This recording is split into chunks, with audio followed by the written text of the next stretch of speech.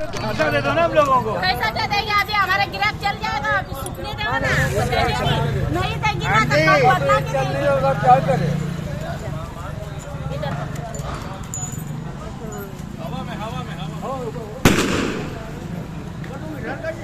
ये देखिए सही है, आइटम बढ़िया।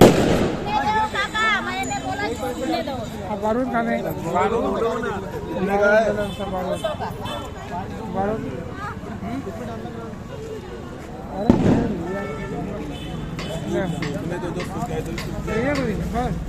ये मिलेगा कहाँ है इसका? ये क्या है, मिलेगी कहाँ?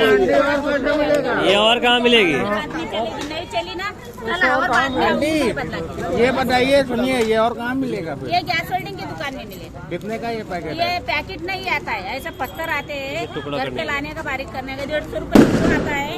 एक आधा किलो लाएंगे ना तो बहुत दिन जाएगा।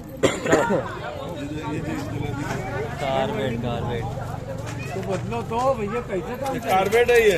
लाचारी है। नहीं डालने के भैया। हाँ तो पहले 200 रुपए दे दिए, कहाँ? भैया हमें दिखा दो। 200 रुपए दिए, और सूखने का उसको फिर लगेगी।